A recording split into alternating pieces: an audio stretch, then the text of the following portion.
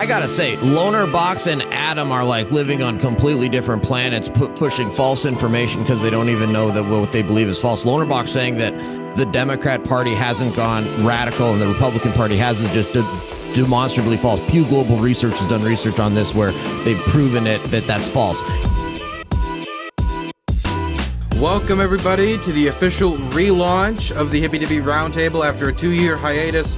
So I could be on the ground covering the war in Ukraine. I'm still going to continue to do that, of course, but now I'm going to host these bi-monthly in order to, actually every month, in order to, add some more conversation with the election right around the corner. I think the format has a lot of interest now. Piers Morgan is grabbing the format by the horns and dragging it around on Talk TV. And so I'm interested to get back into the game, and these fine people are here to get back into the game with me. And today they're going to be debating why America is so divided and how we mend those divides. I thought of this topic right after the Trump assassination, and while that has gotten out of the news, well, I guess pretty quickly with how fast the news has developed, the divides are still there. Division is still a big issue in the United States. And so I'm going to go around. And so naturally you invited a Canadian and a guy from the UK. Absolutely. We need foreigners to help out for their foreign perspectives.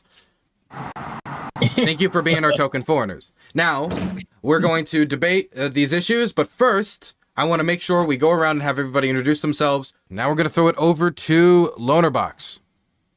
I don't personally think divisions are inherently a bad thing. I'd imagine if you live in a democracy, or in this case, a constitutional federal republic, divisions are probably a good thing. It's good to disagree on things, and that helps people to hone their positions and find ultimately somewhere that actually yields the best results for most of society. So I think the problem is what you have now is more like polarization, where you have, with no help from the internet, groups able to have their very comforting worldviews that they can just kind of give them little prescriptions and immediate and short answers to every single issue in the world, so that you can just, basically what you're going to think about any particular issue before you've even started looking into it. And then you just work backwards and find all the information from whatever camp you're in that helps reinforce that belief that you were always going to have anyway, based on which camp you've chosen to be in.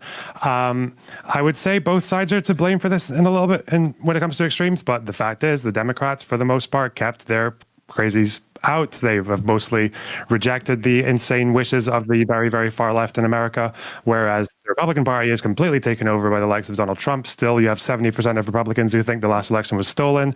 Divisiveness that people complain about is generally their fault.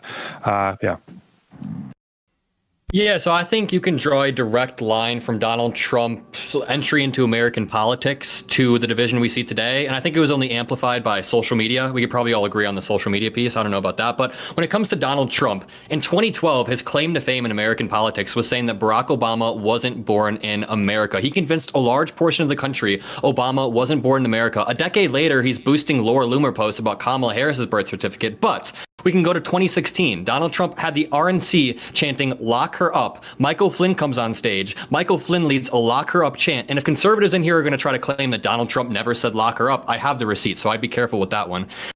Next, Donald Trump, everything he says is completely divisive. And you compare his "lock her up" chants to Kamala Harris and Tim Walz. They had a rally a few weeks ago where the chant started yelling, "Lock him up, lock him up." Kamala Harris said verbatim, "We're going to let the courts handle that. Our job is to beat him in November." So what's the difference between a candidate who's leading the top of the ticket, who says all of the courts are rigged, all of the elections are rigged, the judge is rigged, the judge's daughter, Judge Merchan's daughter is rigged, versus the person who says, we're going to let the courts handle that? And Tim Walz, we can look up the video, when the crowd started chanting "lock her up," Tim Walz calms the crowd down and says, we don't do that. So, yeah.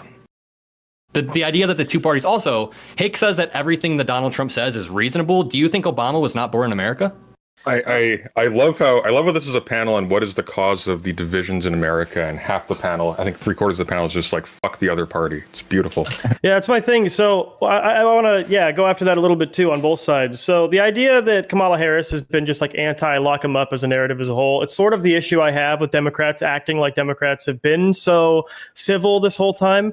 They're just a little more covert in their lies. Sure, she clapped down "lock him up" in that speech, but in the same speech she said, "I know Trump's type. Skype when she's talking about scammers, fraudsters, criminals, and things like that. She clearly wants him to be locked up and made several statements aligning with the idea that he deserves to be locked up because he's a criminal.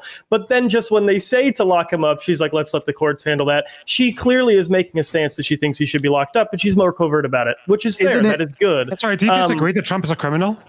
Yeah. No, but what I'm no, but I also wait. We got to let him finish. I was being asked. Yeah. But then I also have an issue on the other side with Hake. Everything Trump says is reasonable. Even when he said he became a Republican because he thinks Republicans are so fucking stupid that they would vote for him no matter what. You think everything Trump has said is reasonable. This is the problem, is I don't think you're bought into those ideas politically. I think you're bought into those ideas because, as President Sunday said, there's an environment that has incentivized you to say either everything Trump has said is reasonable, or on the other side, everything Kamala has ever said is reasonable, and she's never made any similar mistakes to Trump, and she's a completely unrecognizable. It's apples to bowling balls when you're comparing. Hold on. But Jetan, let's be honest here. Donald Trump's criminality is possibly nation-ending. Like when we talk about Kamala Harris speaking about how much of a criminal Trump is. Oh yes, if January 6th was successful, what the fuck do you think would have happened? What do you mean? What is your term of successful? Because if January 6th was successful, if those slates of electors were illegally overturned, no. If Trump overturned the election, what do you think the United States, anyone who is constitutionally loyal, what do you think the solution would have had to be to oust an illegal president? Would that not be damn near nation ending? No, it would be suing. The Supreme Court would evaluate which slate of electors was legal. They would find that the original slate of electors was legal, and it wouldn't have ended the nation. Really? Is the Supreme Court is unbelievably? Give us a moment. I just want to make sure we have one at a time because we have 4 people trying to talk. Yeah, I mean, the point of fact is that there is a constitutional question as to whether or not, under the existing law, that Mike Pence had any responsibility whatsoever to declare that slates of electors that were brought by certain states where there were questions about the legality of the way the vote was conducted, particularly Wisconsin with their democracy in the park, the way they collected ballots, the way that Georgia allowed people to ballot harvest and stuff ballot boxes, and way Michigan, when Michigan certified their slate of electors without actually being able to balance the ballot books. That's 100%. 72% of the precincts in Michigan could not certify that their ballots were actually balanced. Yeah, okay. So first and foremost, almost literally every single case that Trump and his team made about stolen elections, XYZ ballots, all of them were proven to be false, particularly with the video in Georgia. That video was spliced, and I can give you the link. I can give you the link. I don't mind. I can give you the link of the video in which Giuliani and them literally spliced the video. But if you actually watch the video, that box was not automatically, it wasn't already under the table. It was a box of ballots they had counted that day, and it put in the box under the table that had no box under it from the beginning of the day. Everything is on video. There is absolutely no secret ballot as it pertains to Georgia. Period. I don't know why you guys are believing this, especially given the fact that Giuliani literally sat there and said, yeah, not gonna lie, I did make up that story about, those election workers stealing the election. I did make that up, but it was my First Amendment right to make up that story. And sure, I ruined 2 people's lives, but First Amendment. Okay, MPU, you can respond quickly, and then we got to throw it to Adam because other people want to talk. And then can I get in there, Dylan? Can I get in I'm there? learning so much about the causes of division in America. Okay, but we got to move. That's why I want to throw it to Adam because we got to move on. I'll say this one thing with respect to the cases. 62 cases were brought forward. 60 were dismissed for the concept of latches. Does anybody on this panel besides me and Lecture Fan understand what latches means? The cases do you also acknowledge that even the ones do you also acknowledge the cases were never heard on the merits? Do you also acknowledge that although that was the reason they were just hang on. Courts oftentimes take a position that they don't want to handle a thing because it's a political hot potato. All the courts, maybe it's fraud. Wait. More perfect. Yeah, that's not what latches means. Loner wants to respond very. Wait. Latches means. No. Latches says that you cannot bring. Wait. Okay. 1 second. Okay, yeah, MP, you're not acknowledging that even the cases that were dismissed on latches were also, they reviewed the evidence as well. I don't know why you're leaving that part out. There were several cases, much more than 4 or whatever that you mentioned, that were also assessed on the merits, and not 2, like at least 7. So I don't know where you're getting that from. Also, okay, you're lying, okay. Also, even Giuliani admitted that he was lying. He said that it was just his First Amendment right to do so. Even Fox News had to settle the Dominion case for the same reason. Jeb, I don't know why. Exactly what the latches throwouts were for, which is that one party was unreasonably pushing cases and delaying cases in order to attack the other party and make it harder for the other party. That's the reason they got dismissed on latches, not just because it's a political hot potato, but because even Giuliani, Steve Bannon, they admitted behind closed doors that they were putting through cases they knew were going to fail in order to sow distrust in the election. That is what the latches doctrine is for. It is so that you don't allow a party to just recreationally attack and sue and push lawsuits just to delay a vote, just to delay a count. Now what? Now I hate to crush this, but the problem is this entire topic we're talking about right now is the main event of tonight. And so if we just have this as also the main event, my God. Yeah, so Jebtan, I'm bringing it back like 10 minutes here. I totally disagree that Kamala Harris shooting down the lock him up chance are basically equivalent to Donald Trump basically allowing the chance to happen. Also, saying it himself. We should lock her up. And the idea that the idea that Kamala Harris saying something to the effect of, I know Donald Trump's type, I've beat him before. I think that's more of her saying, I beat him in elections before. He's a cheater. We can see, like, if you disagree with any of this stuff, do you really think he's not a cheater? He's not a criminal. So I'm just to bring it back, I totally disagree that Kamala Harris shooting down the chance is the same as Donald Trump emboldening the chance. Can you see the difference there? Can I jump in real quick?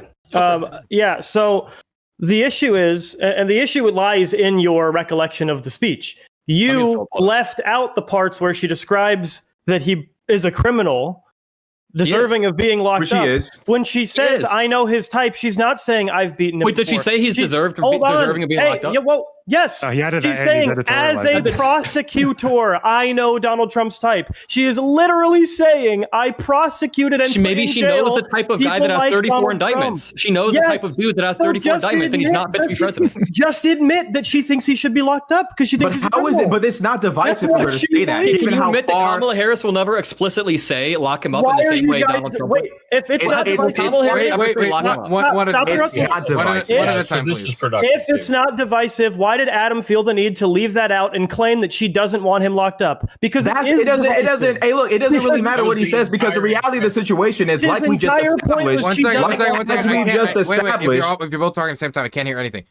The reason why I'm saying it's not divisive is because if you look at the level back, I don't want to make it a J6 debate again, but the point of the matter is the level of crime Trump committed is democracy ending, capable of ending democracy. Calling him a criminal and drawing a line in the sand and saying this motherfucker is a criminal, this guy is capable of ending democracy, this guy needs to be locked up. When the line is drawn this far and you guys are grading him on such a crazy curve, somebody has to say something and demand actual rule of law. That's not divisiveness. That's taking a stand where it needs to be made. Okay, I'm glad we admitted Kamala also said she wanted Donald Trump locked up. I'm glad we've gotten there. You can disagree. The Constitution oath breakers should be locked up. So I do. Okay, quickly. Sorry, can I just read this quote real quick? And tell me which one he didn't do. Sure, if you want to read a quote. I know Donald Trump's type. This is what Kamala Harris was saying. In these roles, I took on perpetrators of all kinds. Perpetrators who abused women, fraudsters who ripped off consumers, cheaters who broke the rules for their own game. So hear me when I say I know Donald Trump's type. Like, where is she saying, can you be as good faith as possible? There's a difference between saying something like that versus lock her up and emboldening your crowd to chant lock her up. You don't see any difference between those two things. No, so one is, I agree there's a difference. It's a question for Jebtan, and then we got to go to lecture. I'm sorry, MPU. I agree there's a difference. And I described the difference. I think in their divisiveness, Democrats are more covert. Donald Trump outright says, I want Hillary Clinton locked up, and that is bad, and you should not do that. Kamala covertly says, I want my opponent locked up. That is bad. Republicans are more openly divisive. That's your stance. Republicans are more openly divisive. No. Over to Democrats are openly divisive. The other side. Stop. They're the ones sowing division. I will. I'm going to mass mute. I'm mass muting. Thank you, Dylan. All right, thank you, Dylan. Appreciate that.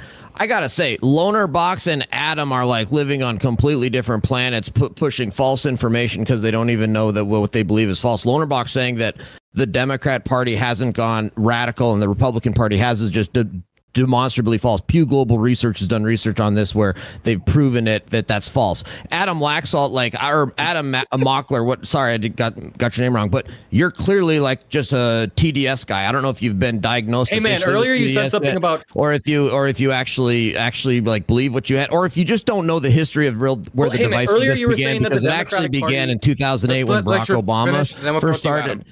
Thank you. It actually went back to 2008 when Barack Obama's 2008 campaign. I know you may not have been around for that, but that's exactly what it was. And you guys talking about like somebody actually locking up their political opponent are like living on a completely different planet. Donald Trump actually had the opportunity to prosecute Hillary Clinton. That was a closed and shut case. Donald Trump made the decision not to prosecute Hillary Clinton in an incredible act of deference to our process and everything else. And then you guys are talking about, will or will not Kamala Harris try to lock up her political opponents and abuse she's already doing it. She's a part of this exact administration that's doing this against Donald Trump right now, has filed all these frivolous lawsuits. And you guys claiming that Trump is a criminal over January 6th, recognize he's never been convicted of any crime over January 6th. So you're all full of crap. Well, hold on. Wait, I'm sorry, Mr. Crenshaw. I threw it over. I promised Adam. Not been convicted of any crime. Adam, that doesn't mean anything. Lecter fan keeps trying to. I'm sorry, MPU. Sorry, negative, Crenshaw. Adam. Lecter fan keeps trying to paint Democrats as all these radicals. Lonerbox touched on it, but like 70% of Republicans in Congress think the election was stolen. Do you think Kamala Harris is a communist, Lecter fan? Like, do you think most sitting Democrats are communists? Because you named her. You used the word communist when you propose price controls, that's a communist policy. Price controls are a communist policy. Wait, do you think Biden is a capitalist or communist? I don't think. I think Biden. I think Biden's like Bill Clinton. Like, he doesn't really have true beliefs deep down. So when you have Lecter fans sitting here going, the other side, they're full of communists. Do you think like Democrats are groomers too? Are you going to call us communists and groomers and then say we're the ones being divisive? I think the left has given itself over to sexual perversion. Absolutely. Okay, so we're the divisive ones, and you're going to call it just doesn't make sense. This is like anybody watching. But if we were communists, you're cool with that. Just to be clear. That was no big deal. Okay. We're gonna have Lonerbox respond, then Hake, and then President Sunday. Okay. I was going to ask Lectrefan if he thinks like most American states are communist because they have like a lot of American states have laws against price gouging. I also want to correct myself. Actually, I misinformation. No, they don't. You don't know what you're talking about. No, they don't. It was actually 30 cases. That's a lie. It was actually 30 cases that were thrown out after the merits were assessed as well. As for the Hillary comparison, you have to understand the difference is that Hillary wasn't even indicted at the end. So she didn't plead the fifth once throughout all those fucking Benghazi hearings. Trump is a criminal. He never. Obstructed justice. Donald Trump made the decision not to prosecute justice in a way that says I'm going to destroy the data on devices, and that I'm going to use physical means to physically destroy devices. I thought it was divisive. Donald Trump graciously didn't. Obstructed justice. After she was told that you need to preserve all this stuff because there's a thing going on, she literally destroyed or caused to be destroyed physical and digital evidence of her malfeasance. She had no right as Secretary of State to have a non-secure server and pass thousands upon thousands of emails across it that included top secret. Hold on, fact check. Okay, but it's got to be like. Hey, there is no. Hold on, I'm going to fact check. There is a dispute here. There is a dispute here. Okay, there absolutely is a dispute. A simple Google search shows that the emails were defeated months before the subpoena. Deleted months before the subpoena. Allowing the Harris campaign. Guys, I'm sorry to shut this down. I'm sorry to shut this down. I gotta shut it. You gotta let. Okay, goodbye. So we gotta keep moving because other people haven't been talking. Like President Sunday and Hake haven't said literally basically anything. Hey, do you think Obama was born in America? Let me just finish. Oh yeah, about the Obama thing. I'm not sure. I think he was probably based on Bill O'Reilly's claims. They looked into it. He was born in Hawaii, and of course, for the sake of the channels, I think Bill O'Reilly. But he has Hussein in his name, man. Sorry, go on. But it's interesting that both Trump and our greatest sheriff, Joe Arpaio, looked into it and found questionable stuff there. I think Obama may have just been trolling us. I think it's just a joke. Nobody really cares about it. except for boomers who care about, right and wrong and stuff, and the fake people who believe in like the racism stuff. But Obama divided the country racially more than anybody. Lecture Fan pointed that out. He was bringing Black Lives Matter to the White House, and pre Obama, we were more racially united than after Obama, and that was predicted by people like Jesse Lee Peterson. And Trump, it's funny because Trump is the law and order candidate, and they're trying to act like he's this criminal. Hold on, wait. No, I'm Crenshaw. I'm sorry. I'm the law and order man. I'm sorry. President said he hasn't said anything basically the whole time, and I think that that entire sentence I think is just up Sunday's alley. So I wanted Sunday. Nice. I've been talking over everybody else. It's all good. But I am curious though if anybody else if we could go around the panel and we could say what the actual initial prompt was and give an example of when we've actually addressed it in the past, however long we've been doing this for. Also, on that point, the question was about divisiveness, and Trump is the one who is responsible for most of the. I hate to fucking say it. Lonerbox is the only one who's actually providing an answer to the fucking question. No, I mean I've answered the question in my opening statement. I don't think Trump was a source. He might be the source right now, but I don't think if we're talking about sources, we just go to the most recent. I think the reason Trump existed in the first place was because you had very milquetoast, polite, very respectful conservative politicians playing the wrong game and losing elections because they were clapping down hysteria in their parties while Obama was silent when his vice president was saying that his opponent wanted to put black people back in chains, that he probably had, I forget the random things that their media outlets were saying, starting it. Yeah, he was like doing like unsanctioned slave labor and refusing to pay, all these narratives about Mitt Romney that just ended up not being true at all. Obama was silent about them. And when you're silent about that growing and escalating mistruths and deceit that are really insidious, unless you think racism is not a big deal, those are really insidious claims. And you allowed an opening for a guy like Trump to gain hold in the party that was trying to play civility politics because you beat and abused them by calling them racists, calling them xenophobes, homophobes, misogynists, and then calling their candidates, who were clearly none of those things, the worst thing, like saying he wants slavery back. He wants to put black people back in chains on the debate stage. I want to pose a question because I want to drill down on this for a moment. Jepton, do you think that if that attack wasn't done on Mitt Romney, how do you think that would have affected like America's political divisions? Do you think that there would have still been a space for Trump? Do you think Trumpism, how would that have affected the development of the MAGA movement or certain divisions that you have said that, for example, I know that you believe that Trump has contributed to? Yeah. I'm gonna talk fast so that it stays succinct. If you look at the way that Trump won, he had an initial really big bump in enthusiasm, and then actually, as voters started to think a little bit more, Ted Cruz started massively gaining right near the end, but he was just too late. I don't think people were bought and sold on Trump the way they were on Obama, the way that a lot of people describe it when they're recreating history. Like Trump was the Republicans' Obama that just moved all of the neutral voting blocks over to the Republicans and saved us and all that shit. I think that if you didn't have a long lead up of people attacking conservatives for being racist, misogynist, homophobic, all conservatives, carte blanche, I do think there would have been a lot less room for Trump. I think he probably would have failed to a candidate like Ted Cruz, who ended up getting pretty close to neck and neck near the end. And I think we would have a lot less political division because I'm not gonna die on this absolutely insane hill that Trump is reasonable, that Trump does not purposefully stoke the flames of division. He absolutely does. And he absolutely has done serious damage to our political discourse. And I despise that the window was opened for a guy like him to become our candidate. And I don't think it's the Democrats' fault. I think it's the game's fault. I think the media has an incentive to get clicks by saying these really inflammatory things about candidates. And so they're just going to latch on to whatever candidate is willing to say those things more. And they're going to publicize that person way more. Okay, I just want to respond to that really directly. So you're talking about, and then after Loner, we're going to throw it quickly to MPU before bouncing it back around.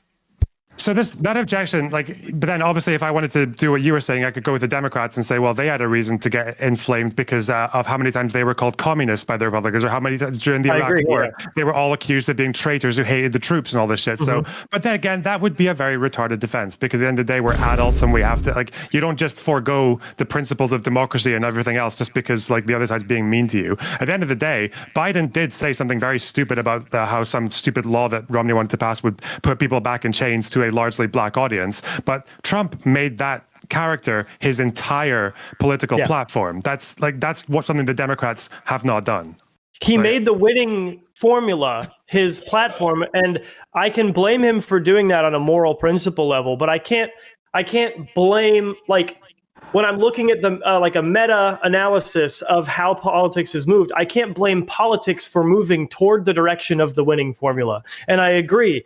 Democrats were called communists, then conservatives were called evil racists. Before, like, if you want to argue where it all started, you could argue just Woodrow Wilson, and there's nothing any of us can do about it. But we're having a conversation about the source of the division, and I think the source of the division is exactly what even you and President Sunday got at the beginning, which was there is an incentive for tribalism, to borrow the Roganism of it, that encourages people to be 100% black and white against other group for their group. And I've fallen victim to it many times as a conservative who refuses to vote for Trump, but also refuses to vote for Kamala because I'm a small government conservative. Like, I think we should have really strong political divides, and I think that we should have a really strong encouragement to bridge political divides personally.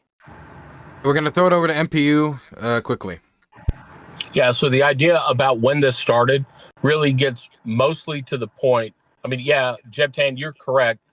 It really begins with Woodrow Wilson. It begins with the 17th Amendment, okay, and the loss of the states to be able to control or restrain the actions of the House based on states' rights versus the individual rights of the way people elect the House, okay? But in a modern sense, it really starts with like the election of 2000 and how Al Gore concedes the election and then unconcedes the election. And then we end up with this process that rolls all the way forward to the Supreme Court. And the Supreme Court said they take a stand and they say, no, you can't continue to keep counting ballots. And then everybody bitches and moans and says the election is stolen. I don't know how many Democrats stood up and said everything was stolen. Everything was stolen. You know, people bitch about Donald Trump saying that 2020 was stolen, but my God, 20 years earlier, the Democrats were the ones leading that charge. Oh, and guess what? An independent study by the left-wing media after the election of 2000 actually found out that George W. Bush won by more votes than when the count was actually stopped. Can we admit the Democrats did a much better job coming back and confirming that election than Republicans have lately, though? Like, we have to be able to concede. George W. Bush won a massive amount in 2004. Okay, it wasn't until after the Democrats took over the Senate in the Senate in 2006 that they began to push this narrative like it's time to get rid of the Democrats or the Republicans, and they literally undermined him to the point that it was possible for the Democrats to have a chance in 2008. And honestly, let's be very candid. If it weren't for a third party candidate in 2008, okay, and if it weren't for the fact that John McCain literally fell on his sword like a fucking rhino that he was, okay, that Barack Obama would not have won. Okay. Fell on his sword. We have to throw it around. There's other people that gotta talk. There's gotta be I'm sorry, MP. We gotta throw it around. There's other people waiting. You gotta understand. They gotta understand there's other people on the show. President Sunday, I know you've been waiting, and we got Adam Mockler as well. We still have not seen a single answer to the actual question that the panel prompt posed, which is what caused the divisions and our divisions. I assumed it wasn't America broadly, but let's just isolate to America. We've got a whole bunch of people attacking the other party as being the cause of it. I feel like that's the division already.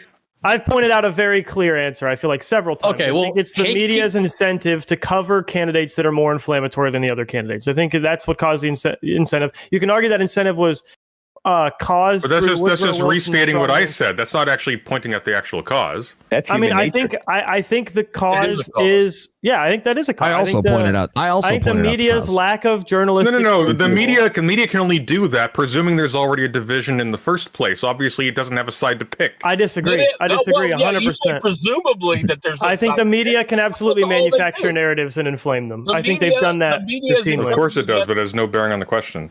That does because their thumb is on the scale every election.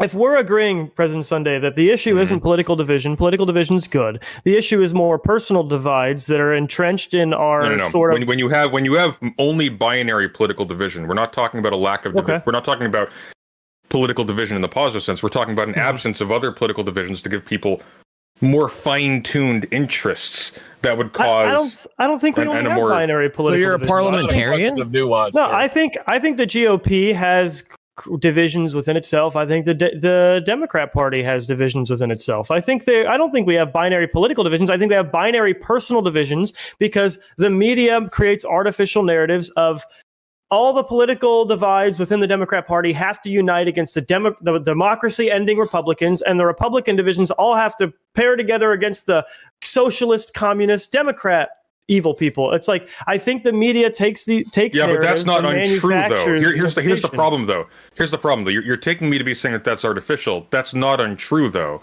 I think it is untrue. It's not untrue. Let's have President Sunday finish, and then we're going to throw it over to Adam because Adam has been waiting patiently. Well, as Lonerbox said, one party tried to coup the government, but at a more subtle level, one party has been obsessively going after intellectual freedom, the ability of entire demographics to get access to the voting booth in the first place, et cetera, et cetera. Just because that dynamic takes off from that doesn't mean that the premise is what false. Demographic are you suggesting? Democrat Party's terrible. Are you saying they don't want black people to vote? They don't want what demographic are they purposefully attacking voting rights of? Well, when you're talking, for example, about the general attack on entire lines of discourse, or for example, when you have an obsession with misinformation argument. No, hold on. Let him clarify. I'm trying to get a clarification. Don't interrupt his clarification. I was asking like the misinformation argument, but sure, go ahead. I don't know what that means. The misinformation argument. No, I'm talking about the attempt to have entire sectors of academia either defunded or removed from universities entirely. And I'm talking about the attempt to use. I'm talking about the attempt. Beg your pardon? Oh yeah, more explanation on that, please. Well, but he's explaining it, and then you're interrupting his further explanation. Let's let President Sunday have 30 seconds because we have other people who are waiting. Beautiful. No, it doesn't matter. The point is that if you're coming down to a point where you're just referring everything to the other party, you're not actually getting behind the cause of the divisions in the first place. Now, whether or not that's actually true or not is trivial. That could be the case or that could not be the case. Mm-hmm. However, the problem is that the way in which all of this conversation is oriented is that we are talking about questions that are so dire that you literally cannot physically, and Lonerbox is a constant victim of this, even when it's correctly, you cannot physically make any kind of overture to the other side or to a more moderate position without ceding ground to the other side with dire consequences. Yeah, I kind of agree, but I think that comes to the separation of perception and reality that the media has created. Because as you said, you think that there's one party that is just unanimously pulling money away from levels of intellectual pursuit that's going to damage the country. But then one of our strongest Republican governors has elevated his state to number one in education through more investment into education, higher teacher salaries, higher professor salaries, better tenure programs, more involvement of parents and school boards. Like, he has improved education, and he is from the party you're saying is attacking intellectual pursuits in education. Is that a reflection of the party as a whole, or is that just one person? I think one of the strongest governors and most influential governors from a party does represent a good chunk of that party as a whole, especially when he represented one of the bigger when the whole party is calling for the ending of the Department of Education. Doesn't that kind of just like disregard? The whole party is not. Hold on, the whole party is not calling for the. This is they swear fealty. They swear fealty to a man who is backed by a movement that's claiming they want to destroy the Department of Education. And this is the issue. Good. So it is not the issue. It is the reality. It is the reality. Rashad, stop interrupting me because you know what I'm going to say. They swear fealty, quote unquote, to a man who has only ever denounced the plan you're referring to, who has only ever created an agenda that directly conflicts with Project 2025. And the only people that the Democrats are ever able to bring up that say that Project 2025 is Trump's plan are the people who wrote Project 2025 and are begging for it to be Trump's plan. It's like me saying the Steelers are going to start Justice League. I am a reputable source because I want them to start Justice League. Donald Trump and the Truth are just tight like this, and we're just going to ignore all the people directly involved in Project 2025 who say, yeah, we're talking to the guy. Many of us are going to be in his administration, but so you think currently 2025 is currently Project 2025 is Project 2025, the Heritage Foundation. You think they're very honest and Trump is a liar?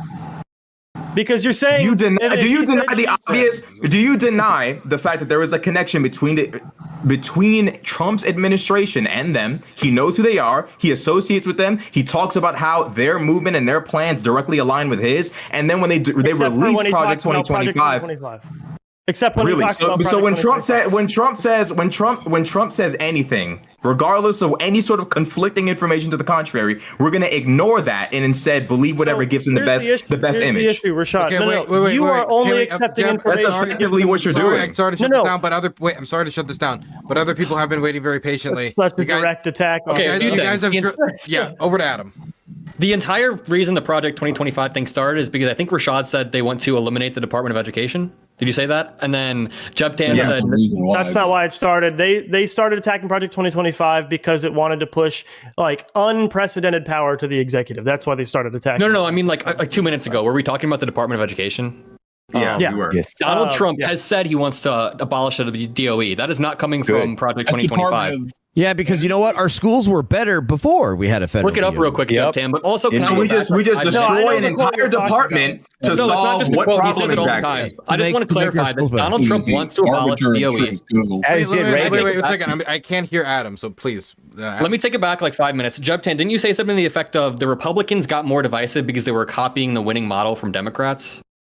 No, not from Democrats. I think the politics got more divisive because politics trended toward the winning formula. I think Trump's specific formula did get ripped from the Democrats and he exacerbated it. But I purposefully this entire time have been trying to not say it's the Democrats' fault for divisiveness. It's the Republicans' fault for divisiveness because I don't think it is. I think it is the natural incentive for inflammatory rhetoric because of 24/7 widespread media that has come as a result of. But hold on. Don't you wait. We gotta pause this for a moment. We gotta pause this for a moment. Jeb Tam, you keep not to keep attacking you or whatever, but you keep cherry picking this quote from Biden about putting people in chains while ignoring that Rush Limbaugh dominated the airwaves throughout the 2000s. And if we want to go all the way back to Newt Gingrich, this article reads, Newt Gingrich immediately urged people to call Democrats un-American, traitors, shallow, and sick. The 1994 election changed the way American politics works because it convinced lawmakers from both parties to use the winning tactic, which is basically what you were saying, but it seems like Newt Gingrich is the one that kind of mainstreamed this tactic. No, he didn't mainstream it. No. Woodrow Wilson, if you want to argue the strongman president, the opposing party is literally evil. If you want to pinpoint an original person, it's Woodrow Wilson. But who the fuck cares when the Republicans did it right after him and the Democrats go back did to it right after them? 1913. Come on. Let's talk about the 90s. We're pretending. We're pretending like. Wait. Stop for a second, guys. Wait, no. MPO.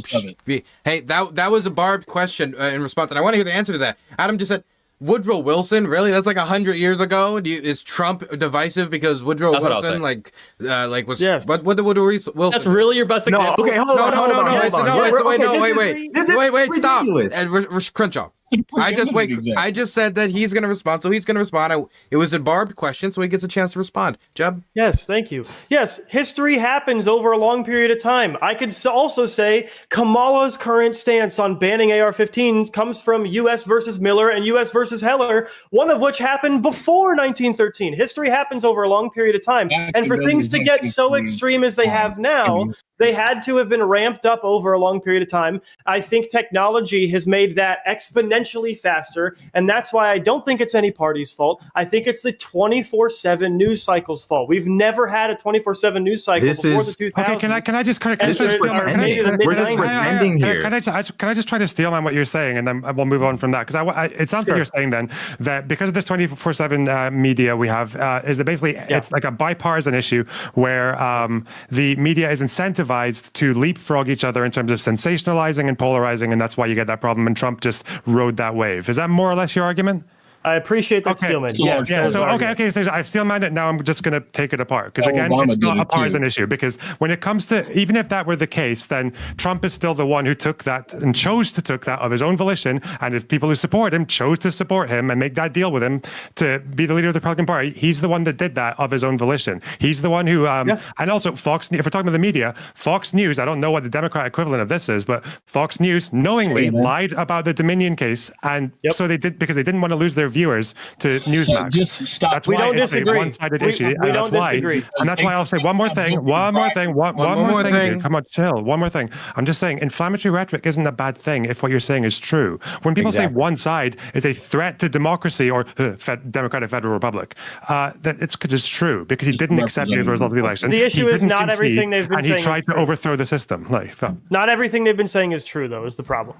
And that is the problem. Generally, we're pretending like you're pretending like Trump's divisiveness. Rashad is a great example of. You're pretending like Trump's divisiveness is similar to anyone else. Can you bring up another president who falsely accused the seated president of trying to murder him? Okay, actually, we're gonna throw that question to MPU because he wanted to respond. Can you name a former president who accused the seated president of trying to assassinate him in an FBI raid? He didn't say. Wait, here, look. He did not say that the president What do you think Trump was trying to communicate when he said that? I didn't want to hold hands with him. I don't know if I'm supposed to answer. No, it's for MPU. CIA have anything to do with the John Kennedy? No, Jet can answer. Well, no, we're trying to move on this time. I'm trying to. Okay, well, look, if I may, stop. Everybody, stop. Little interjection. Okay. Okay, here's the deal. We've all been reducing this down to like this party, that party did whatever, and yeah, there's probably a truth about that, but that's kind of beside the point. I know, but now I'm addressing you directly. MPU, at the end of this panel, you're going to be alone in a parking lot. It's going to be silent, and what I want you to think about is how your obsession with this, you as an individual, we know what the people in the parties are divided on, we know what their interests are. You as an individual, you put this shit above dealing with your personal life and making sure that you were in a good place with your family, with God, etc., etc. I want you to think about that when this call ends and you are in silence and there is no hope. Look, bring it back. I'm not going to let you get away with it. Okay, can I pose a question? Can I pose an actual question? Can I pose an actual? Don't say that bullshit. Can I pose an actual question? That is society writ large. Okay, this feels this was still true. Yeah, way off topic. I don't know. I just have a question. Wait, we gotta quiet down now. Look, for me, that's like way past the bar. For my personal opinion. Wait, no, let me finish. Let me finish. Wait, let me finish. The Brian Kai for accusing him of sexual assault before, Dylan. What the fuck are you doing? Sunday. You know what? Wait. You're defending killing kids. We're gonna quiet down. Wait. We're gonna quiet down for a second. Everybody quiet down for a second. Sunday. The reason that's past the bar for me because my mother was homeless and I saw like drug addictions and personal shit like destroy her. I don't know why you're like, oh, bring out less drama. Hi, let's bully like the homeless person. This is so fun. Oh, I'm bullying the homeless person. I'm just a great. I don't like this. I don't just look. All I'm gonna say is like you're. I'm sorry. This guy isn't. Look, this is my one warning. Wait, stop. I'm not done talking. Everybody, I'm sorry. I even have to mute you. I'm sorry. This is my one warning. We're getting off of this. I'll save you the trouble. It's all good, Dylan. This is okay. Whatever. President Sunday's. Can I have an actual question, please? Okay, we're gonna go back to like 1 second. MPU. President Sunday to chotch out. I mean, that is we true. love the homeless. I mean, anyway, we're gonna get back on topic. That was crazy. Who wants to grab this and bring us back to actual like? Can I bring it back, please? I have a question. Rashad's been on. I have an actual question. Okay, I want to ask the conservatives here. When Donald Trump told Congresswomen of color to go back to their crime-infested countries, what was he trying to communicate there? He didn't say that. He said go back to where you came from. He definitely did say that. He because didn't say they're go dividers. back to your country. They're in here pushing go back to where you came from. No, he said go back to your crime-infested countries. They should go back to your crime-infested countries. Where he said go back. I'm more than happy. I did. I'm more than happy. Who just said they should? Okay. I don't know why we're doubting that Trump definitely said this. Trump 100%, unfortunately, unfortunately, where you came from. He told us saying, hey, MPU. Wait, one at a time. I wanted to throw it to Adam to respond. I think he wanted to clarify something. Earlier, President Sunday's like, MPU, someday you'll be lying on your deathbed, and this is what you'll be thinking about. It's just so dark. Like, why would you say something like that? But okay. Someone said something a second ago. Oh, Hake, were you the one that was saying that They should go back to their country? Yeah, this is all talk. People are all upset about Trump's words. Give me a break. Okay. Trump's actions. Trump is the solution, not the problem. But go ahead. But MPU, is Hake divisive when he says that? MPU? No. Please concede to that. Okay, so, I have a question. So what is it about those Congress? Wait, hold on. I have a question. Wait, one at a time. Just one more. Okay, so my question is like, what about them makes them need to go back to their country? Like, what separates them from like all the other congressmen and women? Like, what is it about them that makes them need to go back? And given the fact that the majority of them were born here, where should they go exactly? I'm really curious. Trump was going to deal with the anchor baby issue. They're not anchor babies. So like, where do they go? Go back to your country. What he was saying is, if you want to be a fucking dickhead for Brooklyn, go back to fucking Brooklyn. No, he said countries. He said countries. He told them to go back to their countries, not their state. To go back to their countries. I'm curious. I'm curious as to why. 1 second. Why? Sorry. 1 second. Guys. Okay, when Donald Trump is telling them to go back to their crime-infested countries, why is he saying that to them specifically? Like, what makes them so special? And what he also said before they tell us how to do things. Who is us, and what makes them they, and what makes everyone else us? What separates them? I'm curious. Well, they're clearly, obviously, white haters, man haters, and they come in with a foreign evil mindset that's anti-Christian, anti-white, anti-man, and so he's naturally going to speak the way that a whole lot of normal people think and feel, and he should have the right to do that. It's not as if they're actually going to go back. Did he actually try to get the government to do it? No. But he said it though, and that's divisive, isn't it? And no one else has ever done that. It is divisive because he's speaking how normal people want people. So you believe the average normal white person thinks that places where you came from, not your countries, Crenshaw. Okay, I'll pull up exactly. Wait. Let's pause this for a moment. Wait, pause it. Wait. No, Crenshaw.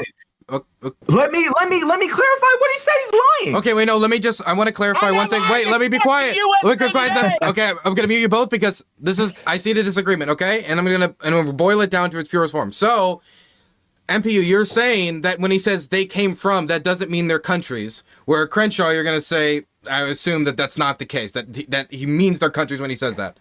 Okay. Can I read the whole quote? Okay. No, one at a time, Crenshaw. I threw it to Crenshaw. Okay. Donald Trump says, this is the first part of the tweet. Donald Trump says, so interesting to see progressive Democrat congresswomen who originally came from countries whose governments are a complete and total catastrophe, the worst, most corrupt and inept anywhere in the world, in parentheses, if they even have a functioning government at all, now loudly and viciously tell the people of the United States, because apparently these congresswomen aren't people of the United States, the greatest and most powerful nation on earth, how to run our government. Why don't they go back to their country and fix the totally broken and crime-infested places from which they came, then come back and show us there's a separation? What a fucking loser. How? What does that mean? What does that mean? They don't. Wait, we got to give MPU a chance to respond. Let me hear MPU. I got to hear MPU respond. You dickheads is sitting in front of a computer. Yeah, no. Wait 1 second. We got to give MPU the chance to respond. What do you think of what that quote he just said? There's nothing to respond to. There's nothing to respond to. You're right. Talk about people like Ilhan Omar, who literally fucking hates this country. She's not the only one. If Trump did say it, fine. Exactly. The anti-Semite in the fucking Congress. Crenshaw, do you want to support? Didn't Trump invoke Kanye an anti-Semite to Mar-a-Lago? Okay, so wait. Ilhan Omar? Do you support Ilhan Omar? I don't know, but she's not a representative of my state. I don't give a fuck. I don't know who that is. Okay, now let's end it there. We're ending it there. Wait, no, we're ending it there. Can I just point out that over the past 3 minutes, MPU went from Donald Trump didn't actually say that to, yeah, fuck them, they should go back to their country. Do you support them? Yeah, like, you're going to say that these people are sitting here. No, stop. MPU, Lecter fan, and Hake. They should go back to their country. Okay, so when Hake said it, was it divisive? You know that you're a liar. When Hake said it, was it divisive? When Hake, you think they should go back to their country? It would be great. Okay, MPU, is that divisive?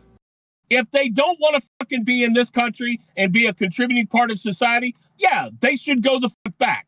Okay, So, okay, yeah. so we just But went there to their antagonist. obviously I like just wanna participating say, in society. honestly, and you want to Hake- contribute to this country, fine, be here. But they're congresswomen though, and like 3 of them were born here. But like, they don't belong in come Congress. on.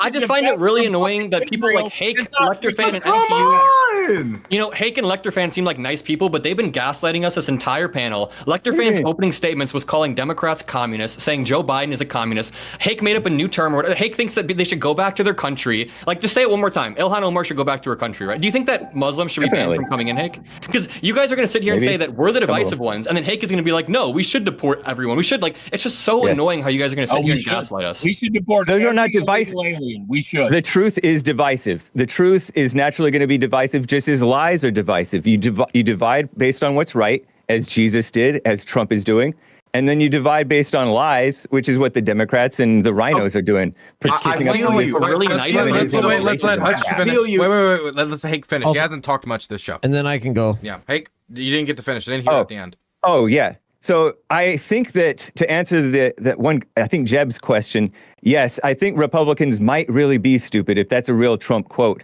because Republicans have been voting in people who just turn against them and work with the Democrats and just follow the lead of the Democrats.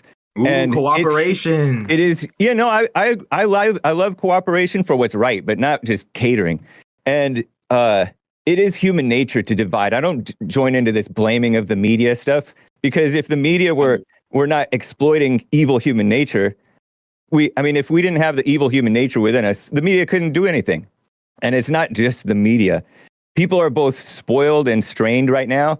And Trump can bring that back because he can bring back the economy. And when people are living well, they're less apt to blame other people. So, and he's also a uniter. Spoiled and less strained. He's for love. What's that? Like, my issue is you're describing problems that started with Trump. Like, yes, we did vote in basically Democrat into the presidency. His name was Donald J. Trump. He's like a 90s Democrat. His policy platform, he just had the Republican platform changed to basically be a 90s Democrat platform. And you literally said it. It kind of was a Freudian slip. But you said, yeah, I think Republicans are stupid, if that's a real Trump quote. You're like, I will take Trump's lead. If he thinks Republicans are stupid, then they are. Well, they are. Look at how...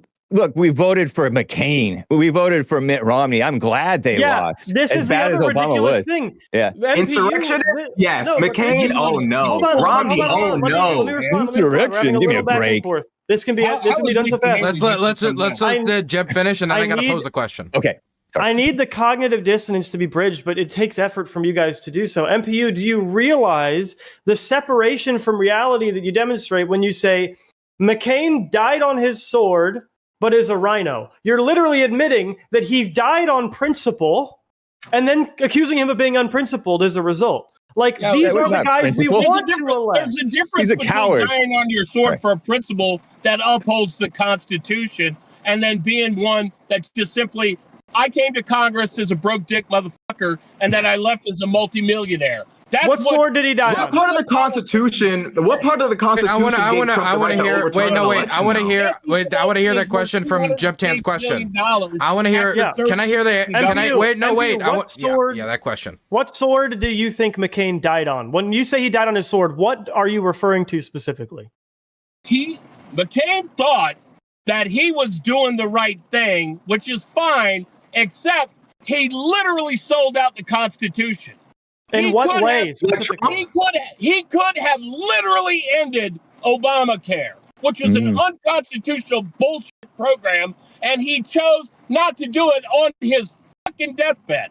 So yeah, he sold the Constitution out for his quote-unquote principles. Out of hatred for Trump. Out of pure hatred for Trump, by the way. Did Congress vote adequately to completely reverse Obamacare?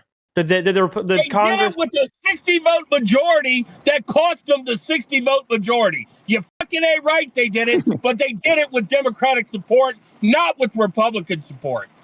I encourage everybody to examine themselves. And, the Democrats were crying, Russia, Russia, Russia, and denying the election like crazy. And everybody does it. Just cut them some slack. Once it came down to it, Trump was orderly.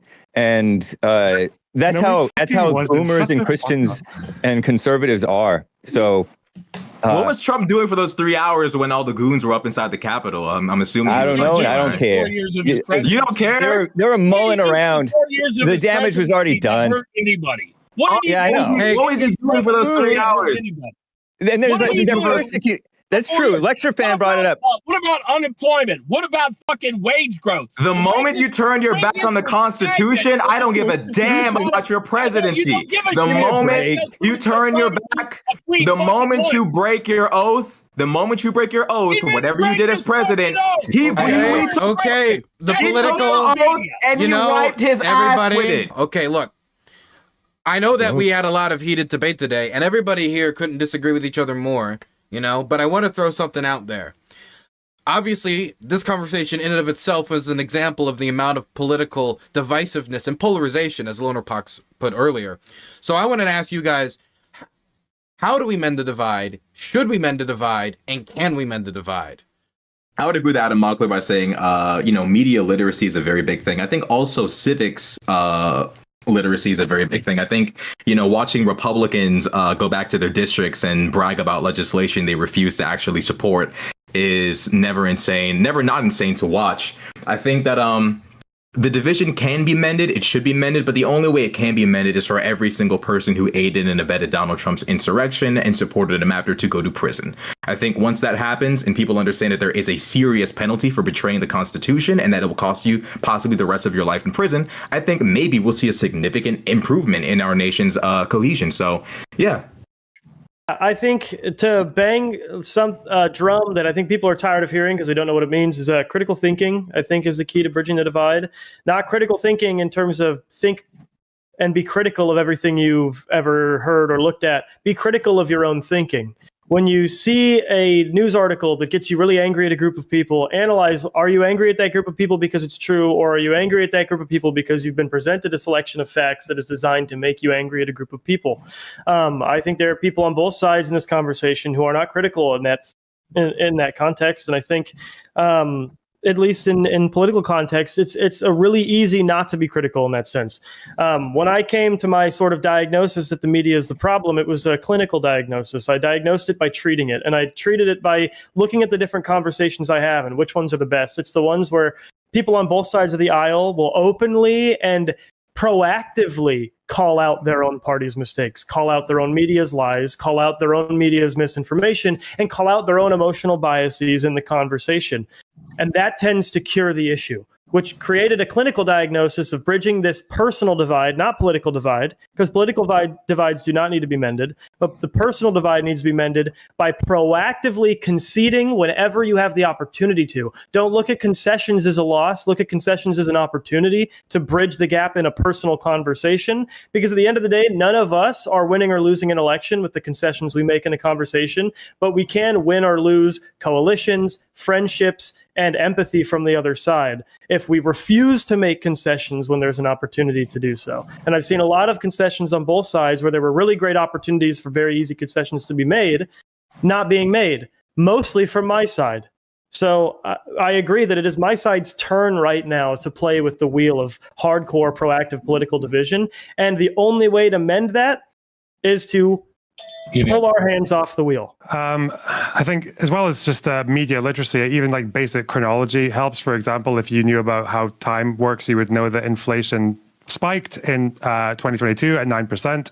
Then the Inflation Reduction Act was passed near the end of the year, and now inflation is down to 3%. That's how time works. You could also go into how Trump's big policy that he got through was basically just tax cuts. You can go or separating families at the border. You can talk about his foreign policy and how he abandoned the Kurds in Syria or in Turkey for no fucking reason. You could talk about Jerusalem, how he moved the embassy there, and then that resulted in riots at Al-Aqsa. By the way, little known fact: if you ask most Palestinians why October 7th happened and why they thought it was justified, it's because of settler riots in Al-Aqsa, because people were emboldened by Trump moving the embassy to Jerusalem. But you can talk about how free speech, even though Trump is the one who's floated multiple times, including this year, the idea of jailing people for burning the flag. You can talk about Fox News and literally all these media organizations who admit that they are lying to Republican voters and being like behind the scenes going, I can't believe people believe this shit, but we need to do it because they all otherwise go to Newsmax. At the end of the day, you made a deal with the devil. Trump tried to coup the government. He failed miserably. You don't get let off the hook for trying, though. Lots of coups fail. I think everyone who has followed, and especially after this panel, everyone who has followed Trump to this fucking cliff edge basically deserves to eat their own weight in fucking shit for the next 10 years before they finally come back to reality. Yeah. And with that, we have now ended the first debate of the Hippy Dippy Roundtable. Being back, I hope you all had a decent time, or at least you got something out of it, some experience, whether it be, joy or shame, whatever it was. Thank you so much for coming on. Hope you guys have a great night. And thank you so much for taking the time to come on tonight. Thank you very much.